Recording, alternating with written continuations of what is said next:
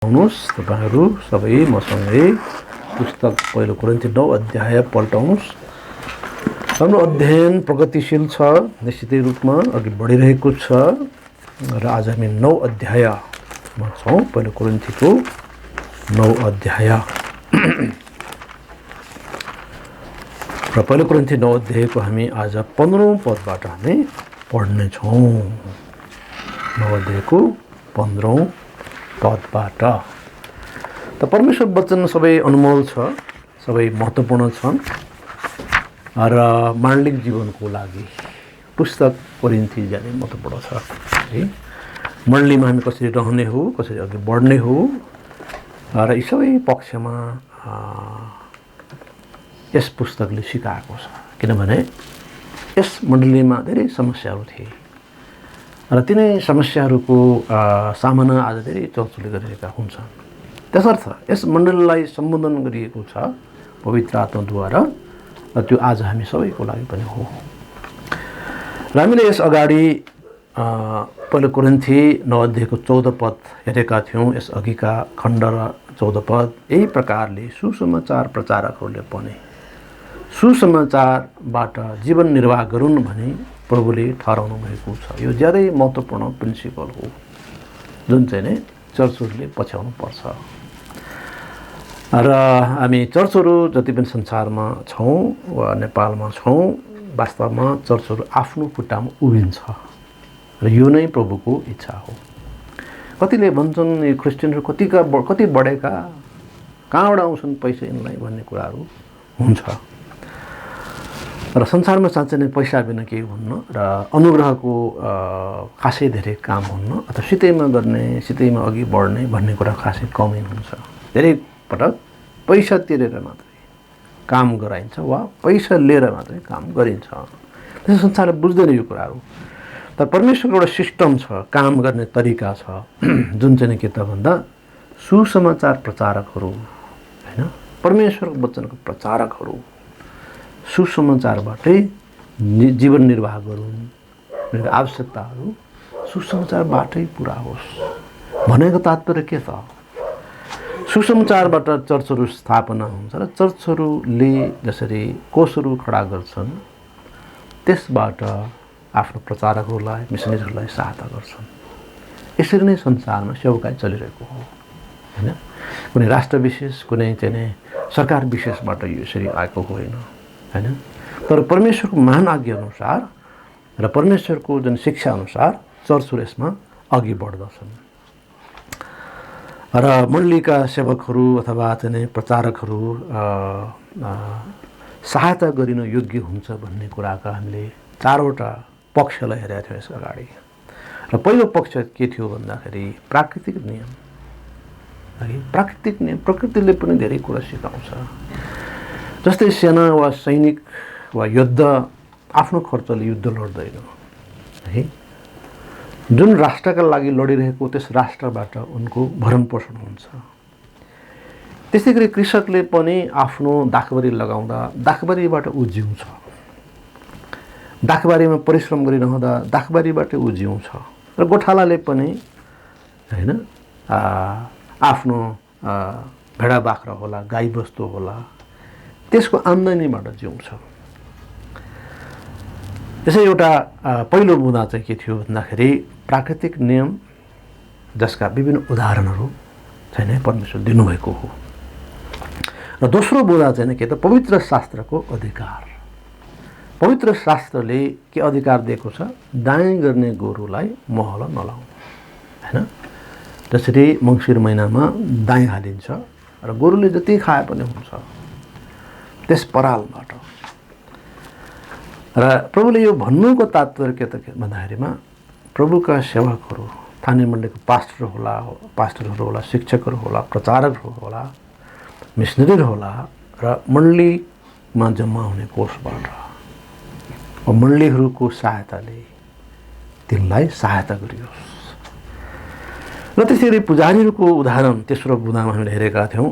9 अध्याय 13 पदमा त्यो हेऱ्यौँ कि पुजारीहरूको उदाहरण, पुजारीहरूले पनि सेवाकार्य गर्दाखेरि मन्दिरमा जम्मा भएका तिनै भेटीहरूबाट त्यहाँ जम्मा भएको थोकहरूबाट उनीहरू जिउँथे भने अब प्रभु यीशु ख्रीष्टको आज्ञा 14 पद जो हामीले हेऱ्यौँ कि यही प्रकारले सुसमाचार प्रचारकहरूले पनि सुसमाचारबाट जीवन निर्वाह गरून् भने प्रभुले ठहराउनु भएको छ। यसर्थ अब मण्डलीका सदस्यहरूले वा विश्वासीहरूले बुझ्न आवश्यक छ कि कम्तीमा पनि एउटा फुल टाइम पास्टर परिवार त सेवकाई गर्नु पर्यो नि, ताकि चाहिँ नै सेवकाई व्यवस्थित होस् अनि वृद्धि होस्। र अब मण्डलीको पास्टरलाई कसले खुवाउने त, कसले सहायता गर्छ भन्दा मण्डलीले। र मण्डलीले दिएकोबाट पुग्दैन भने ठिकै छ, अलिकति साइड जब केही गर्छन्, यो प्रकारले हामी जिउने हो, अघि बढ्ने हो है त। यसर्थ हामीले यो नियम बुझ्नुपर्छ, परमेश्वर तरिकालाई हामीले बुझ्नुपर्छ। त्यति मात्र होइन, हामीले मिसनरीलाई सहायता गर्न सिक्नुपर्छ, मिसनरीलाई। र हामी मण्डलीहरूले धेरै मिसनरीलाई सहायता गर्न सक्छौँ। यो प्रकारले धेरै प्रभुका सेवकहरू फिल्डमा जान सक्नेछ। यसर्थ हामीले बुझ्नु पर्यो कि हामी मण्डलीको महत्त्वपूर्ण कर्तव्य छ, हामी विश्वासीको महत्त्वपूर्ण कर्तव्य छ त्यो के त संसारमा साक्षी बन्ने हो, संसारमा प्रभुको निम्ति खडा हुने हो विभिन्न तरिकाले। र एउटा तरिका के त दिने कामबाट, दिने काम गरेर। र आज मेरो 15औं पदबाट हेर्दैछौँ, यो ज्यादै महत्त्वपूर्ण खण्ड फेरि सुरु भएको छ। तर यी कुराहरूमध्ये एउटै पनि मैले काममा लागेको छैन, मसित यसै गरियोस् भनेर मैले यी कुरा लेखेको होइन, किन कसैले मेरो गर्व खोक्रो पारिदिनुभन्दा मर्नु नै मेरो निम्ति असल हुनेछ। है यो प्रकारले अब 15 पदबाट नयाँ विषय सुरुवात भएको छ। है त के त भन्दाखेरिमा पावलले यी सबै कुराहरूको दाबी गरेनन्। यद्यपि सुसमाचार प्रचारक सुसमाचारबाट जिउनु पर्छ, यो नियमसम्मत हो, प्राकृतिक हो, परमेश्वर इच्छा हो। त्यही पनि पावलले भनेका छन् कि यी कुराहरू मैले काममा लागेको छैन, अर्थात् त्यो दाबी गरिएको छैन। त पावल मण्डलीहरूबाट सहायता पाउन् वा नपाउन् सेवकाईमा लाग्ने मान्छे हो, स्वैच्छिक रूपमा सेवकाईमा लाग्ने मान्छे हो। यसर्थ त्यो भएको थियो मण्डलीहरूको बिचमा उनको जुन सेवकाई हो। कति मण्डलीहरूले सहयोग पनि गरेका छ, फिलिपिकाले गरेका छन्, अरू मण्डलीहरू पनि गरेका छन् भनिएको छ, तर सधैँ र नियमित रूपमा थिएन। यसर्थ अभावहरूमा उनी आफैले परिश्रम गरेर आफ्नो हर्जा टारेको थियो, आफू र आफ्नो साथमा रहेका सहकर्मीहरूको लागि। यसैले पावलले यो भनिरहेछ यस कारणले कि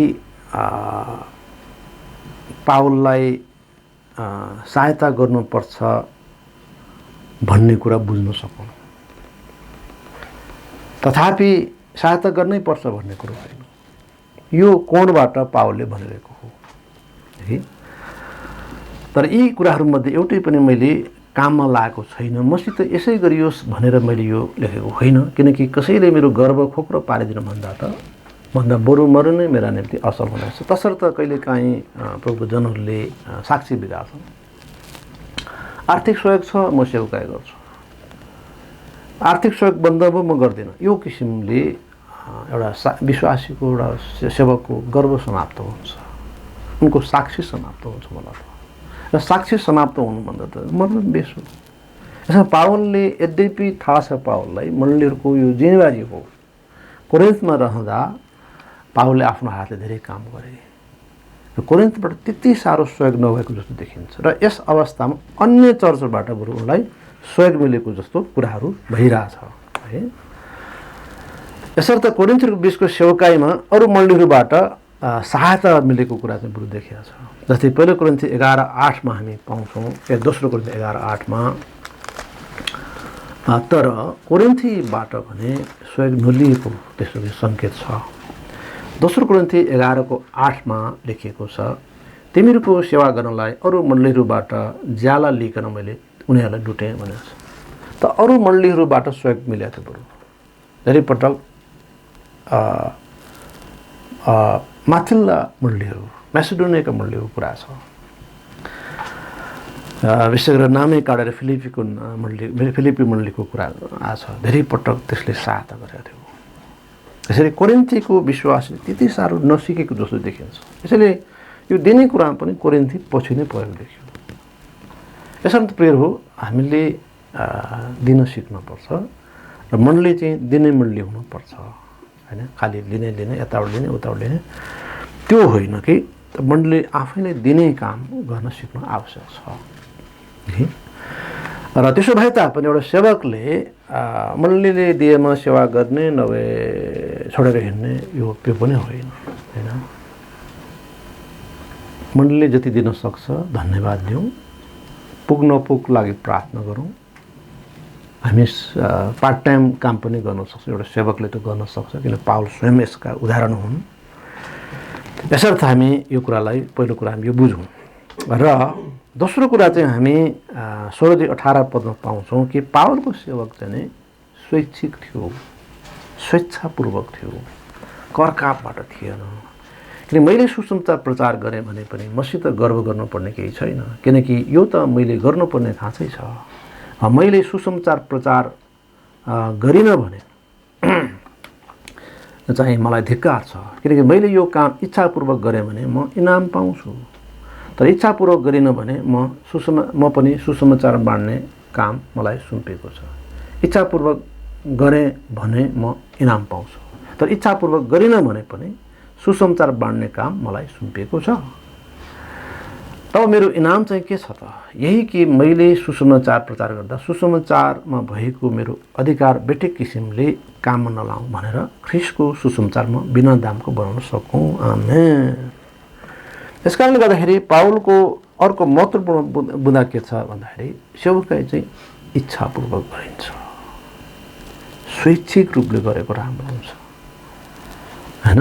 कसैले गर भनेर गर्ने अनि केही नभन्दा नगर्ने यो नभएर आफै त्यो आवश्यकता देखेर है, त्यो दर्शन देखेर, प्रभुको काम देखेर गरेको राम्रो होइन। यसर्थ यो चाहिँ इच्छापूर्वकको कुरा हो।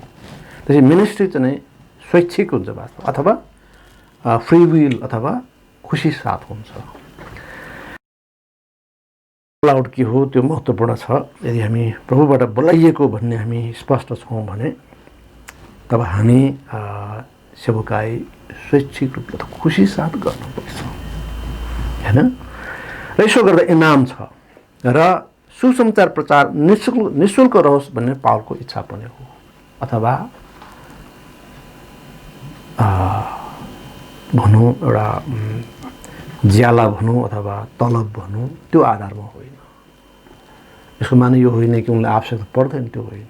उनी विश्वासद्वारा जिउने व्यक्ति हो, प्रभुले दिनुहुन्छ, कहिले दिनुहुन्न पर्ने, तर सबै अवस्था उनी जिउन जान्दछ। र उनी दाम तोकी तलब तोकी यसरी सेवा गर्ने मान्छे होइन।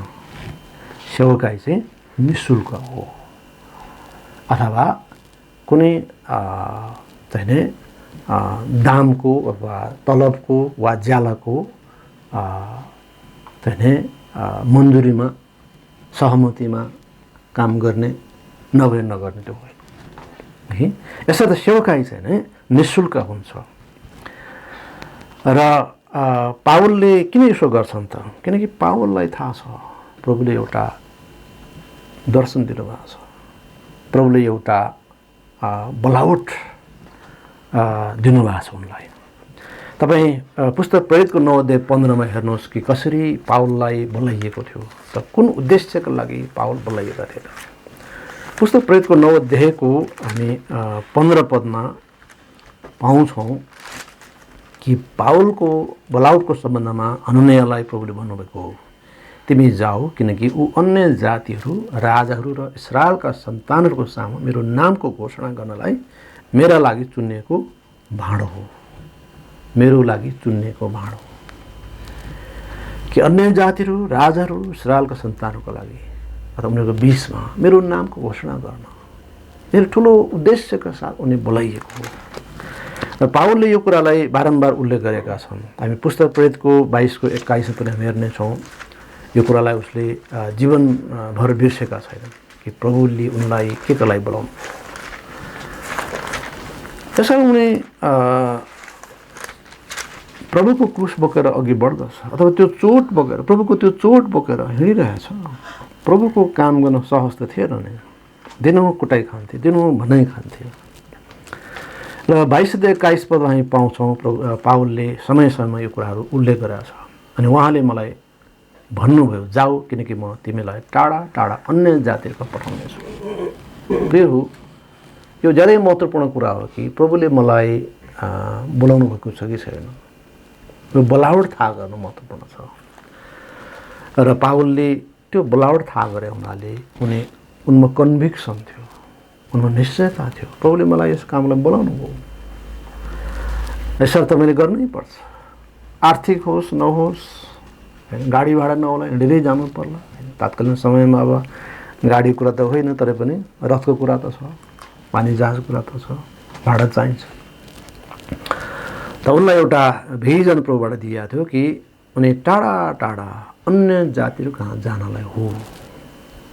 त्यो एउटा यहुदीको लागि होइन एउटा अप्ठ्यारो विषय हो।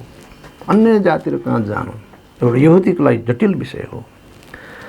तर उनले यो बारम्बार भनेको छ। त 26 अध्यायको 17-19 खण्डमा पनि यही पुस्तक प्रेरितको 26को 17-19 पनि त्यो कुरा उल्लेख भएको छ। पुस्तक प्रेरितको 26 अध्याय हामी 17देखि 19 पढ्नेछौँ।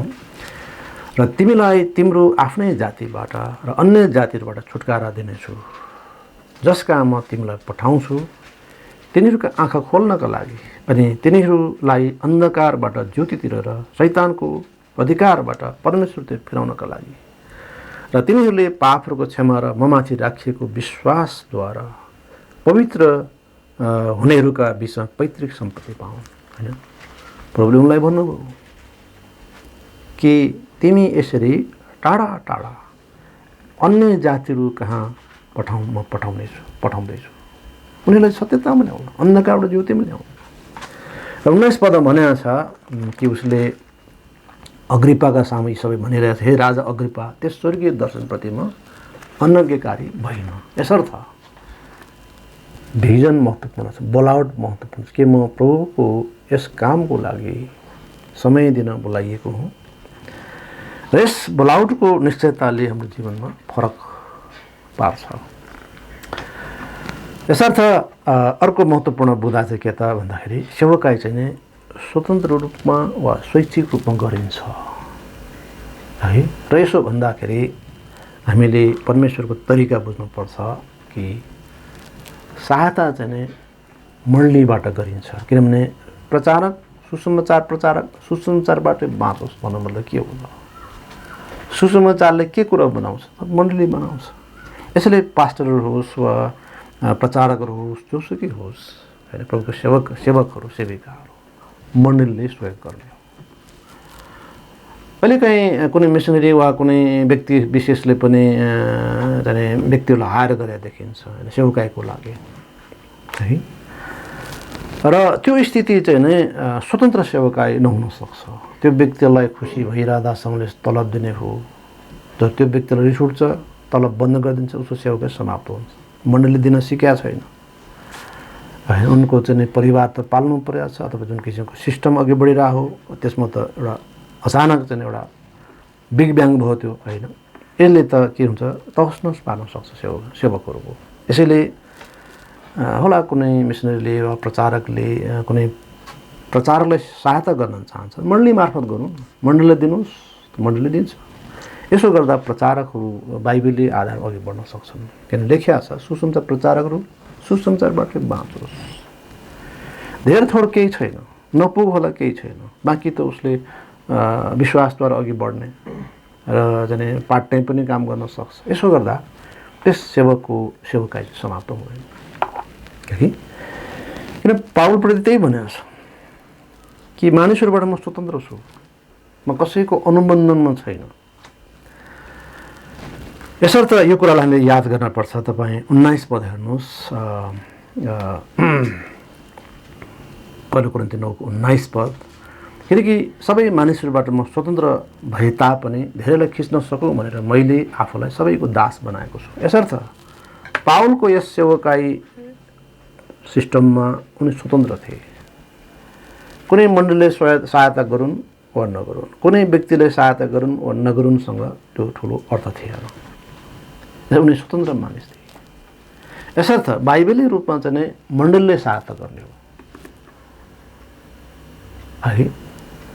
र त्यसमा पनि यदि कुनै व्यक्ति विशेषले सहयोग गरिरहेछ र मण्डलीले नगरेर व्यक्तिले गरिरहेछ भने त्यसमा अरू थुप्रै अनुबन्धनहरू हुनसक्छ। यसो भएको हुनाले एउटा व्यक्ति स्वतन्त्र सेवा गर्नलाई पावल जस्तै बाइ फेथ अघि बढ्ने त्यो पनि एउटा तरिका हो। मण्डलीहरूले सहायता गर्न सक्छन्, ठिक छ, नगर्दा पनि ठिकै छ। यद्यपि त्यहाँनिर अधिकार त थियो दाबी गर्ने, तर त्यति नभए पनि मण्डलीबाट सहयोग लिएर सेवाकाई गर्न त्यो स्वतन्त्र सेवाकाई हो होइन। प्रभुको विशेष गरेर मण्डलीको कामको सिलसिलामा है त मिसनरीको रूपमा सेवाकाई गर्ने क्रम होला। र यो प्रकारले हामी कुनै व्यक्तिको नियन्त्रणमा र होइन उप्रति वफादारी भनौँ जवाबदेही हुनुपर्ने कुराबाट स्वतन्त्र हुन्छौँ। त्यसो गर्दा सेवाकाईमा थप बल हुन्छ। र पावल प्रति त्यसरी भनेको छ कि म स्वतन्त्र छु वास्तवमा। तथापि अब यो फरक विषय हो कि मैले आफूलाई मानिसको दास बनाएको छु र त्यो भनेको के त भनेको यसपछि त्यो कुरा आएको छ। त्यो भने त खास के त भन्दाखेरि यहुदीहरूलाई खिच्न सकौँ भनेर 20 पद लेखेको छ। म यहुदीहरूको निम्ति यहुदी झैँ भइदिएँ, व्यवस्थाको अधीनमा हुनेहरूलाई खिच्न सकौँ भनेर व्यवस्थाको अधीनमा हुनेहरूका निम्ति व्यवस्थाको अधीनमा भए झैँ भइदिए, व्यवस्था नभएकाहरूलाई खिच्न सकौँ भनेर व्यवस्था नभएकाहरूको निम्ति व्यवस्था नभएकै झैँ भइदिए, परमेश्वरको निम्ति व्यवस्था रहित नभइकन तर ख्रिस्टका निम्ति व्यवस्थाको अधीनमा रहिकन कमजोरहरूलाई खिच्न सकौँ भनेर कमजोरहरूका निम्ति म कमजोर झैँ भइदिएँ, कुनै न कुनै प्रकारले कतिलाई बचाउन सकौँ भनेर म सबै मानिसहरूको निम्ति सबै थोक भइदिएँ। अनि यो कुरा म सुसमाचार निम्ति गर्दछु, म पनि यसमा सहभागी हुन सकौँ भनेर। त्यसैले मानिसको दास बनाउँछु आफूलाई भन्न खोजे के त भन्दाखेरि म ती जस्तै भएँ होइन। जस्तै कि पावल प्रेरितले तिमोथीलाई खतना गराएका छन्। यद्यपि उनको शिक्षा र कन्भिक्सन के हो भन्दाखेरि खतना केही पनि होइन, बिना खतना पनि केही पनि होइन। यसरी खतना हुनु जरुरी छैन। तापनि किन तिमोथीले खतना गरे त? यसमा पावलको किन सहभागिता अथवा सहमति भयो त भन्दा यहुदीलाई जित्नको लागि हो। यसमा यहुदीलाई जित्न म यहुदी जस्तै भएँ, अन्य जातिले जित्न म अन्य जाति जस्तै भएँ। र समय परिस्थिति अनुसार चाहिँ नै एडजस्टमेन्ट हुने कुरा हो, घुलमिलन हुने कुरा हो। तराईमा तपाईँ सेवकाई गर्नुहुन्छ, तराईवासीलाई चाहिँ तिनीहरूका खानपानको शैली, तिनीहरूका चाहिँ जीवनशैली, कपडा यताउता सबै कुरामा तपाईँ खिसीटिउरी गर्नुहुन्छ। तपाईँ कसरी त्यहाँ टिक्नुहुन्छ? तपाईँ हिमालमा चाहिँ माथि माथि काम गर्नुहुन्छ, सेवकाई गर्नुहुन्छ, त्यहाँका चाहिँ आनी बानी, त्यहाँका चाहिँ मानिसहरूको कुराहरूको खिसीटिउरी गर्नुहुन्छ, तपाईँ कसरी सेवकाई गर्नुहुन्छ? यसैले तपाईँ जहाँ रहनुहुन्छ त्यहाँ तपाईँ घुलमिलन हुनु आवश्यक छ, एडजस्टमेन्ट जरुरी छ।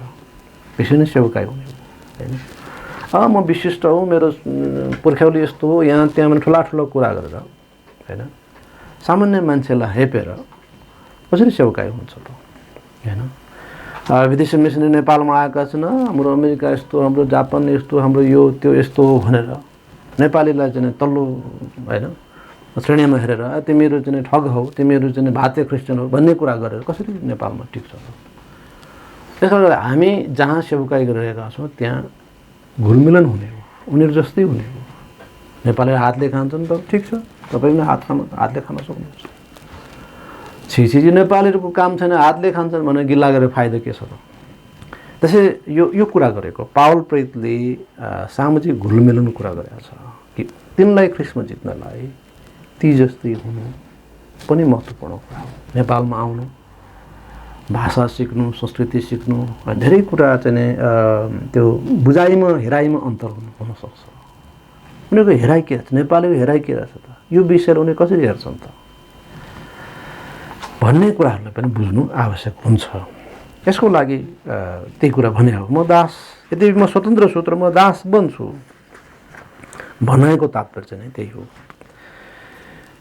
र यसो भएको हुनाले पाउलले धेरै महत्त्वपूर्ण कुराहरू यसमा छन् र हामी यसरी कसरी सेवकाई गर्ने त्यसको राम्रो पाठ पनि सिक्दैछौँ।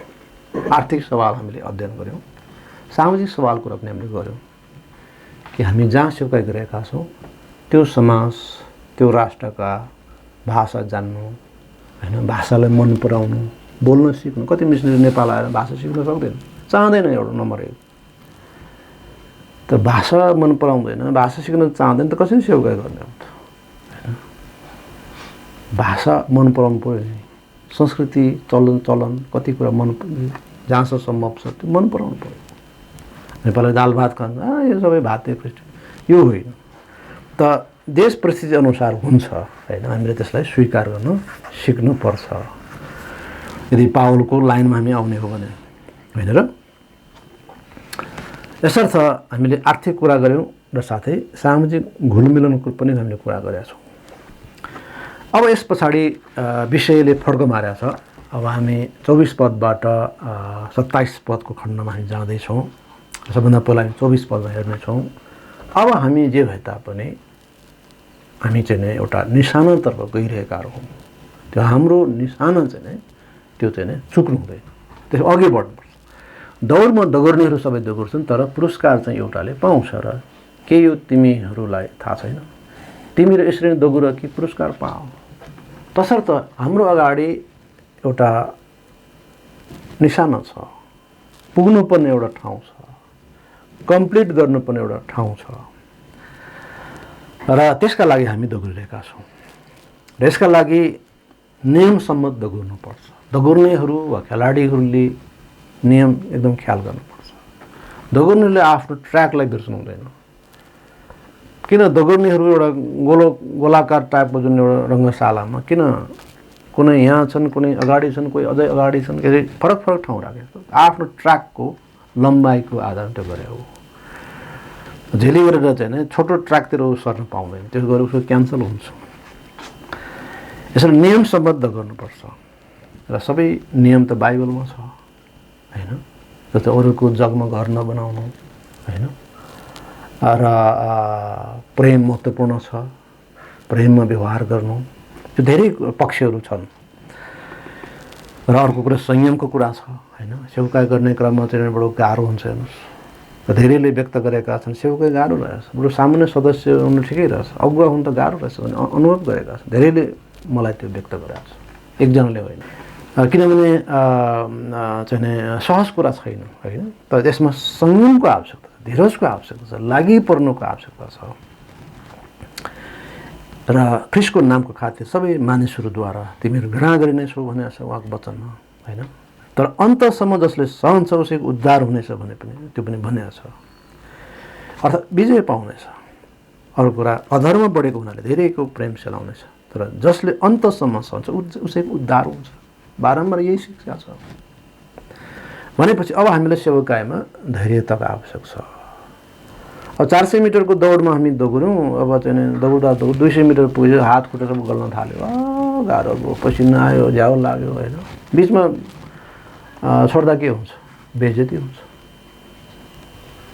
पराजित त हुन्छ नै, त बेइज्जती पनि हुन्छ। सुरु त गरेर त्यसले पुरा गर्न सकेन, होइन। कुनै एउटा मान्छेले घर बनाउनु थाल्यो, पुरा त गर्न सकेन, बेइज्जती कुरा। यसर्थ घर बनाउनु अगाडि मसँग पर्याप्त रकम छ कि छैन, म सक्षम छ कि छैन पुरा गर्न, त्यो सोच्नुपर्छ। लडाइँ गर्न अगाडि उसँग भएको 10,000 सेनासँग लड्नलाई मसँग 20,000 सेना पुर्याउन सक्छु त्यसरी चाहिँ सोच्नुपर्छ। प्रभुले सिकाउनु भएको छ। यसले नियमसम्म दगुर्ने, होइन, संयम साथ दगुर्ने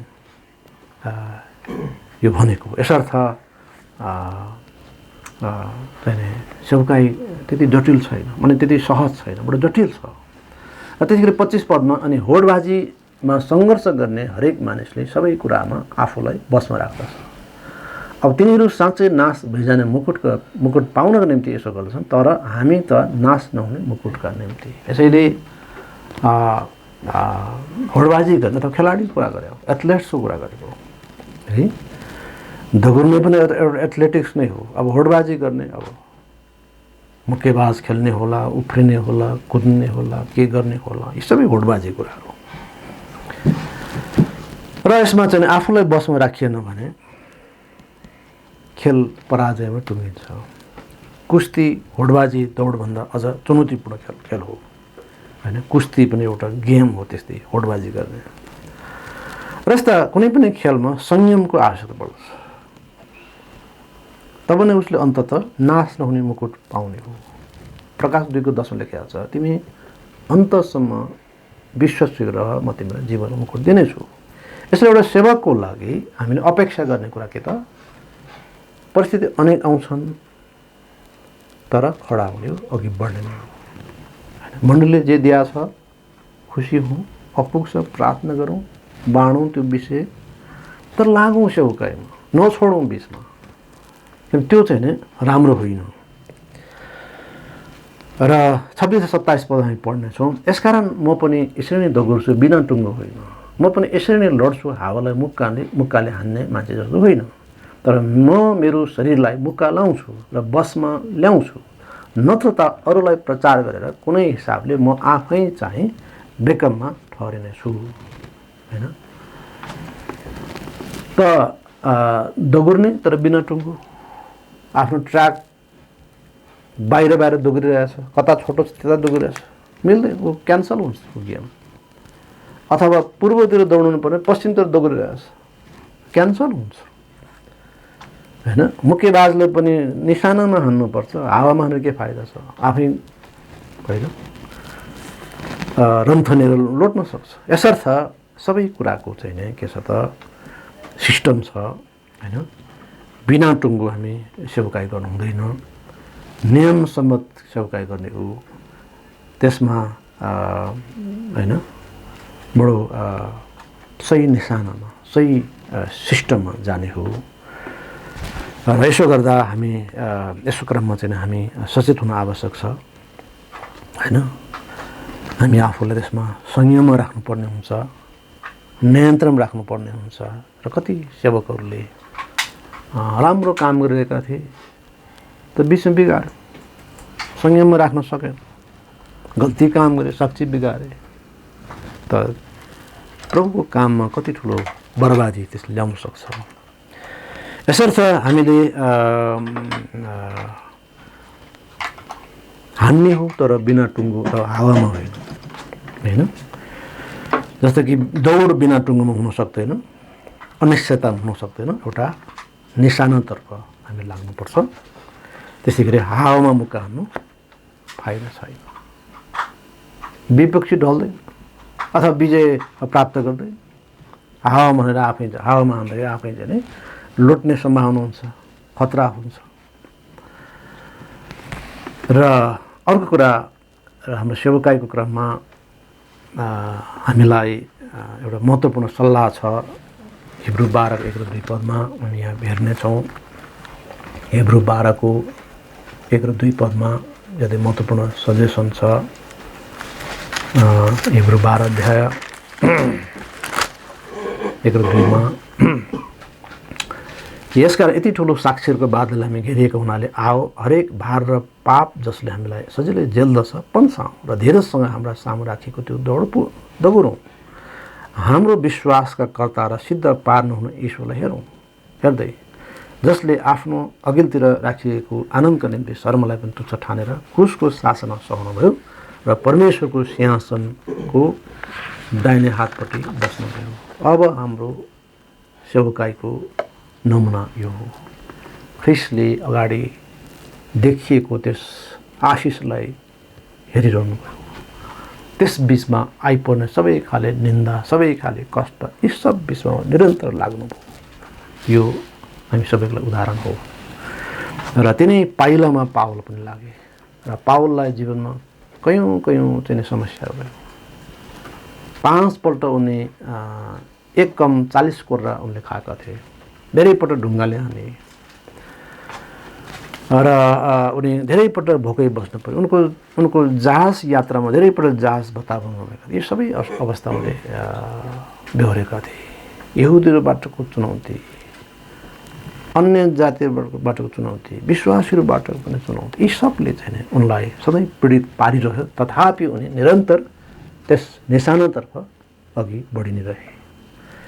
र यो नै यस खण्डको मूल चुरो कुरा हो कि हामी सेवकाईमा छौँ, सेवकाईमा हुनुपर्छ, धेरैजना अघि बढ्नुपर्छ, तर यसमा चुनौतीहरू छन्।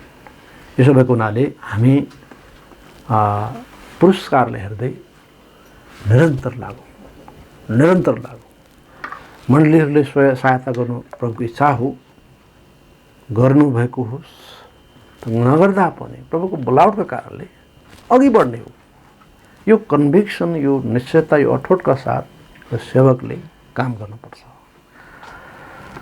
र यही कुरालाई मण्डलीहरूले पनि आत्मसात गर्दै बुझ्दै यो हाम्रो कर्तव्य हो, प्रभुको काम गर्नेहरूलाई हामीले सहायता गर्नुपर्छ। यसरी नै प्रभुको महिमा हुन्छ भन्ने कुरो बुझ्नुपर्छ हैन। पास्टर मरिमरि काम गरेका छन्, तर मण्डलीले एक पैसा नदिएको पनि यस्तो घटनाहरू छ, चर्चहरू छन्। बिचरा आफ्नो कुनै व्यवसाय गरेर त्यसमा थुप्रो समय दिनुपर्ने बाध्यताहरू छन् हैन। यी सबै चुनौतीहरूका साथ सेवकाई गरेको अवस्था पनि छ। र यी सबै जे छ, यी सबै बिच हामी समझदार बन्नुपर्छ। र यसरी नै हामी सबै मिलेर प्रभुलाई महिमा दिने हो, प्रभु उद्देश्य पुरा गर्ने हो। र हामी यसरी अघि बढ्ने हो कि हावामा मुक्का हान्ने जस्तो होइन, तर ठेगानमा हैन एउटा लक्ष्य हासिल गर्ने, सम्पन्न गर्ने हामी त्यस्ता व्यक्तिहरू हुनलाई प्रभुबाट हामी बोलाइएका हौँ। यसर्थ हामी यिनै कुराहरूलाई मनमा राखेर हामी अघि बढ्नेछौँ, त प्रभुले आशिष दिनुहुनेछ। हुन्छ, हामी अन्त गर्नेछौँ आजको वचनको भागलाई। त प्रभुले हामी सबैलाई आशिष दिनुभएको होस्। जे सत्यता हामीले सिकेका छौँ यसलाई हामी बलियो साथ राखौँ। माण्डलिक सेवकाईको लागि महत्त्वपूर्ण सिद्धान्तहरू, शिक्षाहरू हामी यस अध्यायमा पाएका छौँ। हुन्छ, हामी